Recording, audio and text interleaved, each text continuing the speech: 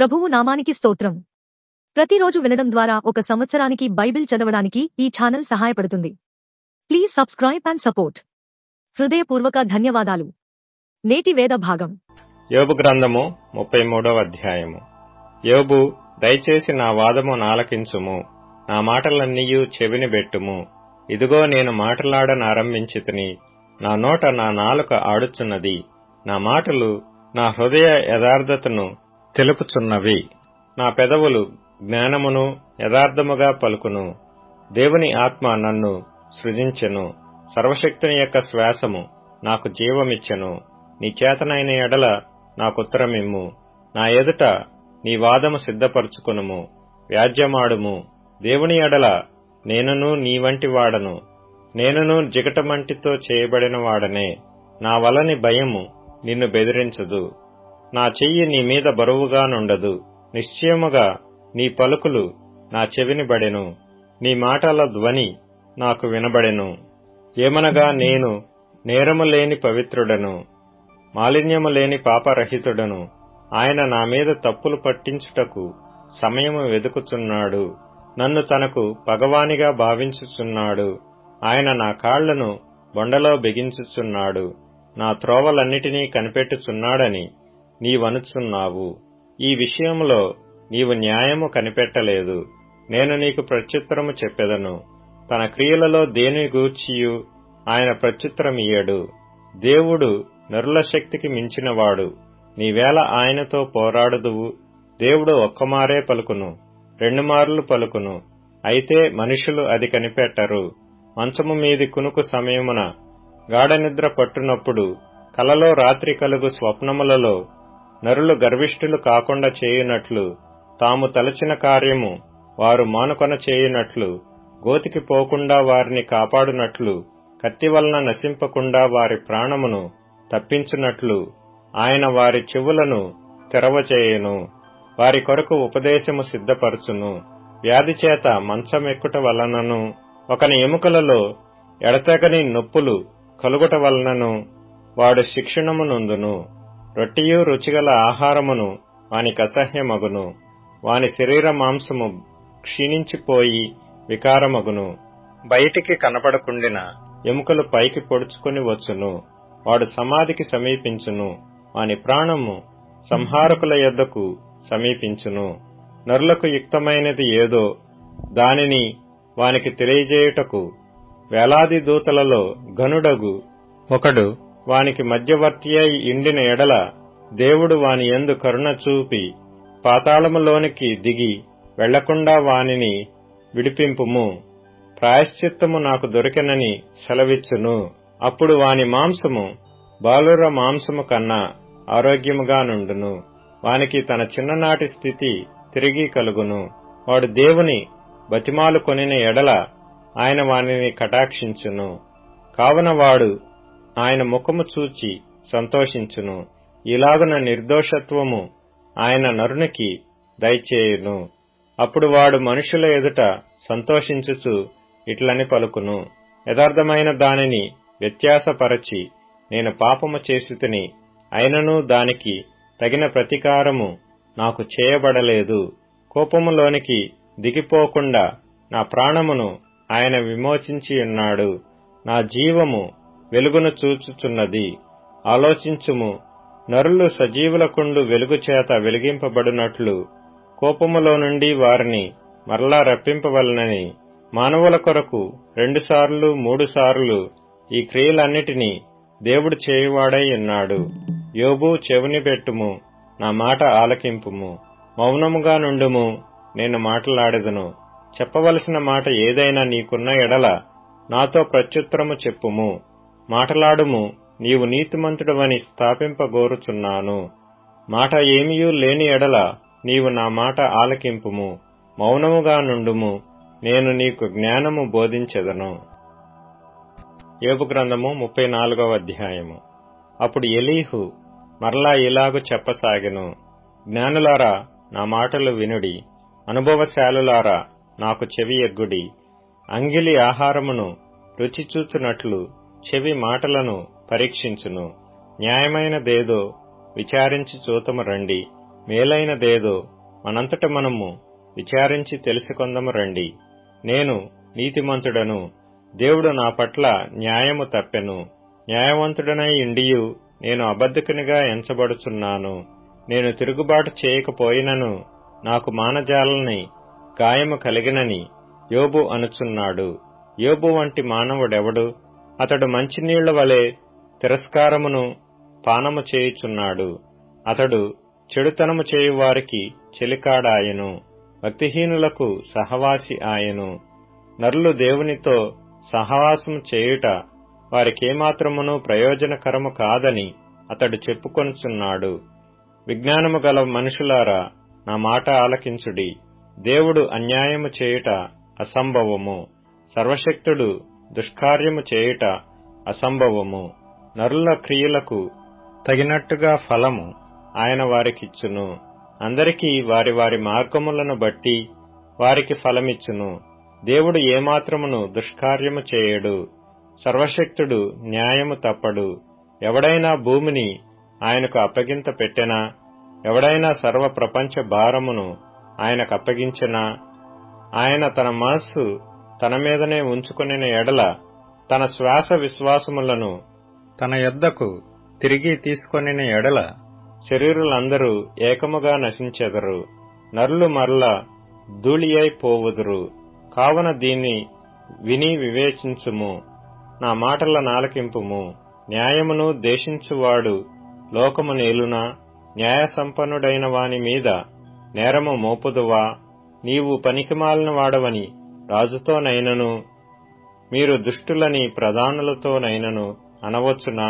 రాజు ఎడల పక్షపాతము చూపని వానితోనూ బీదల కన్నా ధనము గలవారిని ఎక్కువగా చూడని వానితోనూ అలాగు పలుకుట తగునా?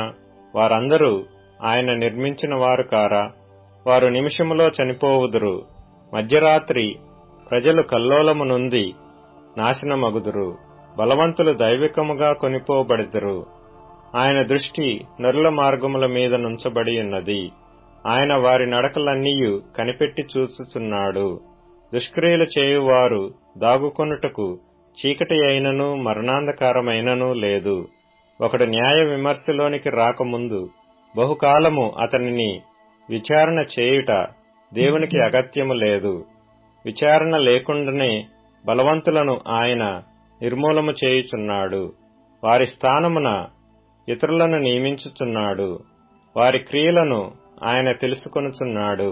రాత్రియందు ఆయన నాశనము కలుగజేయగా వారు నలుగగొట్టబడుదురు. దుష్టులని బహిరంగముగానే ఆయన వారిని శిక్షించును. ఎలయనగా వారు ఆయనను అనుసరించుట మానిరి. ఆయన ఆజ్ఞలలో దేనినైనను లక్ష్య పెట్టకపోయిరి. బీదల మొర్రను ఆయన యొద్దకు వచ్చినట్లు చేసిరి. దీనుల మొర్రను ఆయనకు వినబడినట్లు చేసిరి. ఆయన సమాధానము కలుగజేసిన ఎడల శిక్ష విధింపగలవాడెవడు? ఆయన తన ముఖమును దాచుకొనిన ఎడల ఆయనను చూడగలవాడెవడు? అది అనేకులను గూర్చిన దైనను ఒకటే, ఒకని గూర్చిన దైనను ఒకటే. భక్తిహీనులు రాజ్యపాలన చేయకుండునట్లు, వారు ప్రజలను చిక్కించుకొనకుండునట్లు బలవంతులను ఆయన నిర్మూలము చేయుచున్నాడు. ఒకడు, నేను శిక్ష నొందితిని, నేను ఇకను పాపము చేయను, నాకు తెలియని దానిని నాకు నేర్పుము, నేను దుష్కార్యము చేసియున్న ఎడల ఇకను చేయనని దేవునితో చెప్పునా? నీకిష్టము వచ్చినట్లు ఆయన ప్రతీకారము చేయునా? లేని ఎడల నీవుందువా? నేను కాదు, నీవే నిశ్చయింపవలను గనుక నీవు ఎరిగిన దానిని పలుకుము. వివేచన గలవారు జ్ఞానము కలిగి నా మాట వినువారు నాతో నీలాగు పలుకుదురు. యోబు తెలివిమాలిన మాట్లాడుచున్నాడు, అతని మాటలు బుద్ధిహీనమైనవి. దుష్టుల వలె యోబు ప్రత్యుత్తరమిచ్చినందున అతడు తుదముట్ట శోధింపబడవలెనని నేనెంతో కోరుచున్నాను. అతడు తన పాపమునకు తోడుగా ద్రోహము కూర్చుకొనుచున్నాడు. మన ఎదుట చప్పట్లు కొట్టి దేవుని మీద కాని మాటలు పెంచుచున్నాడు. అపోస్తలుల కార్యములు 21వ అధ్యాయము. మేము వారిని విడిచిపెట్టి ఓడ ఎక్కి తిన్నగా వెళ్లి కోసుకును మరునాడు రోదుకును అక్కడి నుండి పతరకును వచ్చితిమి.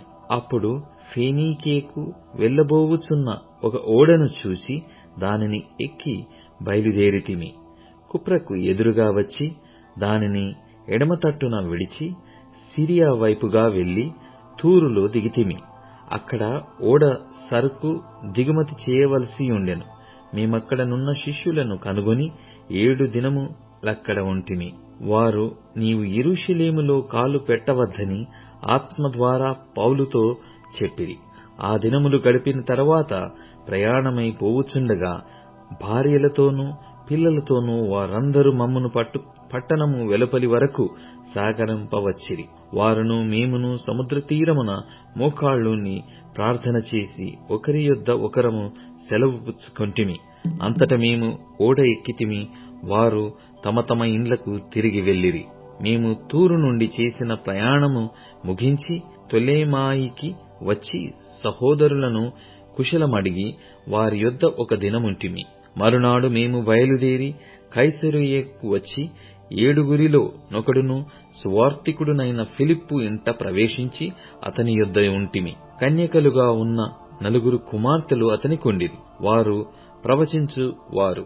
మేమనేక దినములక్కడ ఉండగా అగబు అను ఒక ప్రవక్త యూదయ నుండి వచ్చెను.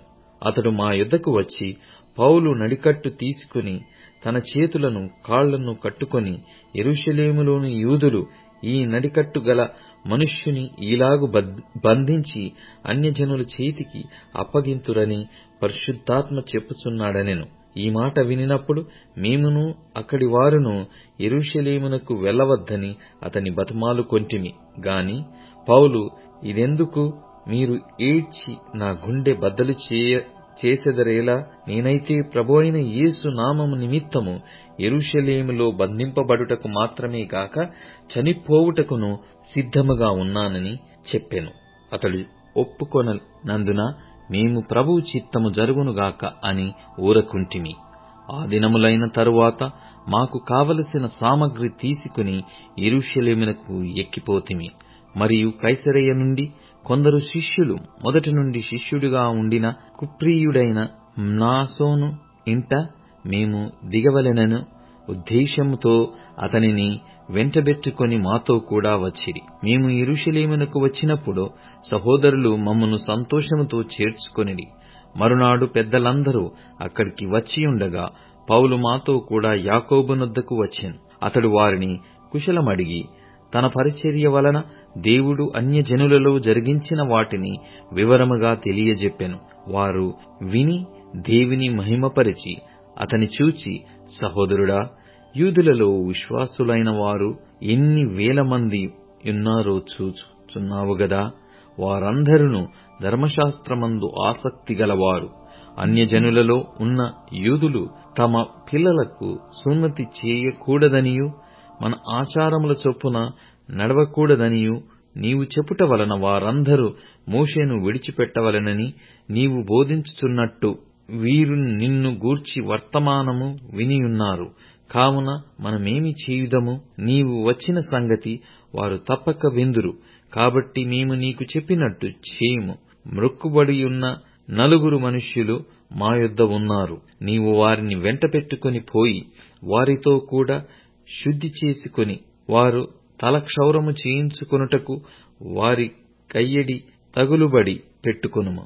అప్పుడు నిన్ను గూర్చి తాము వినిన వర్తమానము నిజము కాదనియూ నీవును ధర్మశాస్త్రమును గైకొని యథావిధిగా నడుచుకొనుచున్నావనియూ తెలుసుకొందురు. అయితే విశ్వసించిన అన్యజనులను గూర్చి వారు విగ్రహములకు అర్పించిన వాటి రక్తమును, గొంతు పిసికి చంపిన దానిని, జారత్వమును మానవలసినదని నిర్ణయించి వారికి వ్రాసియున్నామని చెప్పిరి. అంతట పౌలు మరునాడు ఆ మనుష్యులను వెంటబెట్టుకుని పోయి వారితో కూడా శుద్ధి చేసుకుని దేవాలయములో ప్రవేశించి వారిలో ప్రతివాని కొరకు కానుక అర్పించు వరకు శుద్ధి దినములు నెరవేర్చుదమని తెలిపెను. 7 దినములు కావచ్చినప్పుడు ఆసియా నుండి వచ్చిన యూదులు దేవాలయములో అతని చూచి సమూహమంతటినీ కలవరపరచి అతనిని బలవంతంగా పట్టుకొని, ఇశ్రాయేలీయులారా, సహాయము చేయరండి. ప్రజలకును ధర్మశాస్త్రమునకును ఈ స్థలమునకును విరోధముగా అందరికిని అంతటాను బోధించుచున్నవాడు వీడే. మరియు వీడు గ్రీసు దేశస్థులను దేవాలయములోనికి తీసుకుని వచ్చి ఈ పరిశుద్ధ స్థలమును అపవిత్రపరచియున్నాడని కేకలు వేసిరి. ఏలయనగా ఎఫెసీయుడైన త్రోఫిమును అతనితో కూడా పట్టణములో అంతకుముందు వారు చూచియున్నందున పౌలు దేవాలయములోనికి అతని తీసుకుని వచ్చెనని ఊహించిరి. పట్టణమంతయు గలిబిలిగా ఉండెను. జనులు గుంపులు గుంపులుగా పరుగెత్తుకొని వచ్చి పౌలును పట్టుకొని దేవాలయములో నుండి అతనిని వెలుపలికి ఈడ్చిరి. వెంటనే తలుపులు మూయబడెను. వారతని చంపవలెనని యత్నించుచుండగా యెరూషలేమంతయు గలిబిలిగా ఉన్నదని పటాలపు పై అధికారికి వర్తమానము వచ్చెను. వెంటనే అతడు సైనికులను శతాధిపతులను వెంటబెట్టుకుని వారి యొద్దకు పరిగెత్తి వచ్చెను. వారు పై అధికారికిని సైనికులను రాణువ వారిని చూచి పౌలును కొట్టుట మానిరి. పై అధికారి దగ్గరకు వచ్చి అతని పట్టుకొని 2 సంకెళ్లతో బంధించుమని ఆజ్ఞాపించి ఇతడెవడు, ఏమి చేసెనని అడుగగా, సమూహములో కొందరాలాగు కేకలు వేయుచున్నప్పుడు అల్లరి చేత అతడు నిజము తెలిసికొనలేక కోటలోనికి అతని తీసుకుని పొమ్మని ఆజ్ఞాపించెను. పౌలు మెట్లమీదికి వచ్చినప్పుడు జనులు గుంపుకూడి బలవంతము చేయుచున్నందున సైనికులు అతనిని మోసికొని పోవలసి వచ్చెను. ఏలయనగా వానిని చంపుమని జనసమూహము కేకలు వేయుచు వెంబడించెను. వారు పౌలును కోటలోనికి తీసుకుని పోవనయ్యుండగా అతడు పై అధికారిని చూచి, నేను నీతో ఒక మాట చెప్పవచ్చునా అని అడిగెను. అందుకతడు, గ్రీకు భాష నీకు తెలియునా? ఈ దినములకు మునుపు రాజద్రోహమునకు రేపి నరహంతకులైన 4,000 మంది మనుష్యులను అరణ్యమునకు వెంటబెట్టుకుని పోయిన ఐగుప్తీయుడవు నీవు కావా అని అడిగెను. అందుకు పౌలు, నేను కిలికియలోని తార్సువాడనైన యూదుడను, ఆ గొప్ప పట్టణపు పౌరుడను. జనులతో మాటలాడుటకు నాకు సెలవిమ్మని వేడుకొనుచున్నానని చెప్పెను. అతడు సెలవిచ్చిన తరువాత పౌలు మెట్లమీద నిలువబడి జనులకు చేసైగ చేసెను. వారు నిశ్శబ్దంగా ఉన్నప్పుడు అతడు హెబ్రీ భాషలో ఇట్లనెను. అపోస్తుల కార్యములు 22వ అధ్యాయము. సహోదరులారా, తండ్రులారా, నేనిప్పుడు మీ ఎదుట చెప్పు సమాధానము నాలకించుడి. అతడు హెబ్రీ భాషలో మాటలాడుట వారు విని ఎక్కువ నిశ్శబ్దముగా ఉండిరి. అప్పుడతడు ఇలాగు చెప్పసాగెను. నేను కిలికియలోని తార్సులో పుట్టిన యూదుడను. అయితే ఈ పట్టణములో గమాలియేలు పాదముల యొద్ద పెరిగి మన పితరుల ధర్మశాస్త్ర సంబంధమగు నిష్ఠయందు శిక్షితుడనై మీరందరూ నేడు ఉన్న ప్రకారము దేవుని గూర్చి ఆసక్తుడనై యుండి ఈ మార్గములోనున్న పురుషులను స్త్రీలను బంధించి చెరసాలలో వేయించుచు మరణము వరకు హింసించితిని. ఇందును గూర్చి ప్రధాన యాజకుడును పెద్దలందరూ నాకు సాక్షులయ్యున్నారు. నేను వారి వలన సహోదరుల యొద్దకు పత్రికలు తీసుకుని దమస్కులోని వారిని కూడా బంధించి దండించుటకై యెరూషలేమునకు తేవలెనని అక్కడికి వెళ్ళితిని. నేను ప్రయాణము చేయుచు దమస్కునకు సమీపించినప్పుడు మధ్యాహ్న కాలమందు ఆకాశము నుండి గొప్ప వెలుగు అకస్మాత్తుగా నా చుట్టూ ప్రకాశించెను. నేను నేలమీద పడి, సౌలా, సౌలా, నీవెందుకు నన్ను హింసించుచున్నావని నాతో ఒక స్వరము పలుకుట వింటిని. అందుకు నేను, ప్రభువా, నీవెవడవని అడిగినప్పుడు ఆయన, నేను నీవు హింసించుచున్న నజరేయుడనగు యేసును అని నాతో చెప్పెను. నాతో కూడా నున్నవారు ఆ వెలుగును చూచిరి గాని నాతో మాటలాడిన వాని స్వరము వారు వినలేదు. అప్పుడు నేను, ప్రభువా, నేనేమి చేయవలెనని అడుగగా, ప్రభువు, నీవు లేచి దమస్కులోనికి వెళ్ళుము. అక్కడ నీవు చేయుటకు నియమింపబడిన వన్నీయు నీకు చెప్పబడునని నాతో అనెను. ఆ వెలుగు యొక్క ప్రభావము వలన నేను చూడలేకపోయినందున నాతో కూడా ఉన్నవారు నన్ను నడిపింపగా దమస్కులోనికి వచ్చితిని. అంతట ధర్మశాస్త్రము చొప్పున భక్తిపరుడును అక్కడ కాపురమున్న యూదులందరి చేత మంచి పేరు పొందినవాడనైన అననీయ అను ఒకడు నా యొద్దకు వచ్చి నిలిచి, సౌలా, సహోదరా, దృష్టి పొందుమని నాతో చెప్పగా ఆ గడియలోనే నేను దృష్టి పొంది అతని చూచితిని. అప్పుడతడు, మన పితరుల దేవుడు తన చిత్తమును తెలిసికొనుటకును ఆ నీతిమంతుని చూచుటకును ఆయన నోటి మాట వినుటకును నిన్ను నియమించియున్నాడు. నీవు కన్నవాటిని గూర్చియు విన్నవాటిని గూర్చియు సకల మనుషుల ఎదుట ఆయనకు సాక్షివైయుందువు గనుక నీవు తడవు చేయుట ఎందుకు?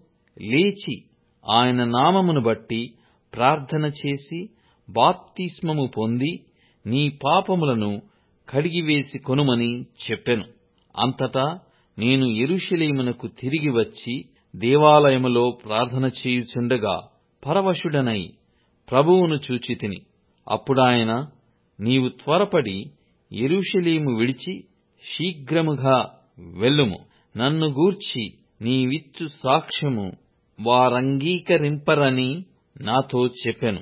అందుకు నేను, ప్రభువా, ప్రతి సమాజ మందిరములోనూ నీయందు విశ్వాసముంచు వారిని నేను చెరసాలలో వేయుచు కొట్టుచు నుంటినని వారికి బాగుగా తెలియను.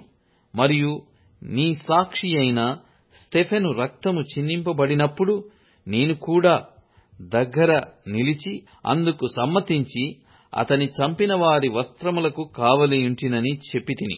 అందుకు ఆయన, వెళ్ళుము, నేను దూరముగా అన్యజనుల యొద్దకు నిన్ను పంపుదునని నాతో చెప్పెను. ఈ మాట వరకు అతడు చెప్పినది వారు ఆలకించుచుండిరి. అప్పుడు, ఇటువంటి వాడు బ్రతుకు తగడు, భూమి మీద ఉండకుండా వానిని చంపివేయుడని కేకలు వేసిరి. వారు కేకలు వేయుచు తమ పై బట్టలు విదిల్చుకొని ఆకాశము తట్టు దుమ్మెత్తి పోయుచుండగా వారతనికి విరోధముగా ఇలాగు కేకలు వేసిన హేతువేమో తెలుసుకొనుటకై సహస్రాధిపతి కొరడాలతో అతనిని కొట్టి విమర్శింపవలెనని చెప్పి కోటలోనికి తీసుకొని పొండని ఆజ్ఞాపించెను. వారు పౌలును వారులతో కొట్టుచున్నప్పుడు అతడు తన దగ్గర నిలిచియున్న శతాధిపతిని చూచి, శిక్ష విధింపకయే రోమీయుడైన మనుష్యుని కొరడాలతో కొట్టుటకు మీకు అధికారమున్నదా అని అడిగెను. శతాధిపతి ఆ మాట విని సహస్రాధిపతి యొద్దకు వచ్చి, నీవేమి చేయబోవుచున్నావు? ఈ మనుష్యుడు రోమీయుడు సుమీ అనెను. అప్పుడు సహస్రాధిపతి వచ్చి అతనిని చూచి, నీవు రోమీయుడవా? అది నాతో చెప్పమనగా అతడు అవునని చెప్పెను. సహస్రాధిపతి, నేను బహుద్రవ్యమిచ్చి ఈ పౌరత్వము సంపాదించుకొంటిననెను. అందుకు పౌలు, నేనైతే పుట్టుకతోనే రోమీయుడనెను. కాబట్టి అతని విమర్శింపబోయిన వారు వెంటనే అతనిని విడిచిపెట్టిరి. మరియు అతడు రోమీయుడని తెలిసికొన్నప్పుడు అతని బంధించినందుకు సహస్రాధిపతి కూడా భయపడెను. మరునాడు యూదులు అతని మీద మోపిన నేరమేమో తాను నిశ్చయముగా తెలుసుకొనగోరి సహస్రాధిపతి అతని వదిలించి ప్రధాన యాజకులను మహాసభ వారందరూ కూడి రావలెనని ఆజ్ఞాపించి పౌలును తీసుకొని వచ్చి వారి ఎదుట నిలువబెట్టెను. కీర్తనల గ్రంథం 45వ కీర్తన. ఒక దివ్యమైన సంగతితో నా హృదయము బహుగా ఉప్పొంగుచున్నది. నేను రాజును గూర్చి రచించిన దానిని పలికెదను. నా నాలుక త్వరగా వ్రాయు వాని కలము వలెనున్నది. నరుల కంటే నీవు అతి సుందరుడవైయున్నావు. నీ పెదవుల మీద దయారసము పోయబడియున్నది. కావున దేవుడు నిత్యము నిన్ను ఆశీర్వదించును. శూరుడా, నీ కత్తి మొలను కట్టుకొనుము. నీ తేజస్సును నీ ప్రభావమును ధరించుకొనుము. సత్యమును వినయముతో కూడిన నీతిని స్థాపించుటకు నీ ప్రభావమును ధరించుకొని వాహనమెక్కి బయలుదేరుము. నీ దక్షిణహస్తము భీకరమైన వాటిని జరిగించుటకు నీకు నేర్పును. నీ బాణములు వాడిగలవి, ప్రజలు నీ చేత కూలుదురు. నీ బాణములు రాజు శత్రువుల గుండెలో చొచ్చును. దేవా, నీ సింహాసనము నిరంతరము నిలుచును. నీ రాజదండము న్యాయార్థమైన దండము. నీవు నీతిని ప్రేమించి భక్తిహీనతను ద్వేషించుచున్నావు. కావున నీ దేవుడే చెలికాండ్ర కంటే హెచ్చగునట్లుగా నిన్ను ఆనంద తైలముతో అభిషేకించి ఉన్నాడు. నీ వస్త్రములెల్లా గోపరస వాసనే, అగరు వాసనే, లవంగి పట్ట వాసనే. దంతముతో కట్టిన నగరులలో తంతి వాద్యములు నిన్ను సంతోషపెట్టుచున్నవి. నీ దయనొందిన స్త్రీలలో రాజుల కుమార్తెలున్నారు. రాణి ఓఫీరు అపరంజితో అలంకరించుకొని నీ కుడిపార్శ్వమున నిల్చుచున్నది. కుమారి, ఆలకించుము, ఆలోచించి చెవియొగ్గుము. నీ స్వజనమును, నీ తండ్రి ఇంటిని మరువము. నీ రాజు, నీ ప్రభువు, అతడు నీ సౌందర్యమును కోరినవాడు. అతనికి నమస్కరించుము. తూరు కుమార్తె నైవేద్యము తీసుకుని వచ్చును. జనులలో ఐశ్వర్యవంతులు నీ దయను వెదకుదురు. అంతఃపురములో నుండి రాజకుమార్తె కేవలము మహిమగలది. ఆమె వస్త్రము బంగారు బుట్టా పని చేసినది. విచిత్రమైన పనిగల వస్త్రములను ధరించుకొని రాజునొద్దకు ఆమె తీసుకుని రాబడుచున్నది.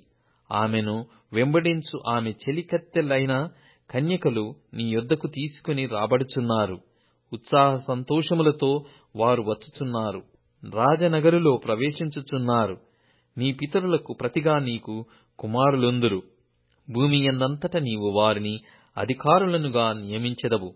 తరములన్నిటిను నీ నామము జ్ఞాపకముండునట్లు నేను చేయుదును. కావున జనములు సర్వకాలము నీకు కృతజ్ఞతాస్తుతులు చెల్లించెదరు. ఇప్పుడు tune in, Spotify, Amazon music మరియు యూట్యూబ్ మ్యూజిక్ లో కూడా అందుబాటులో ఉంది. Please follow us.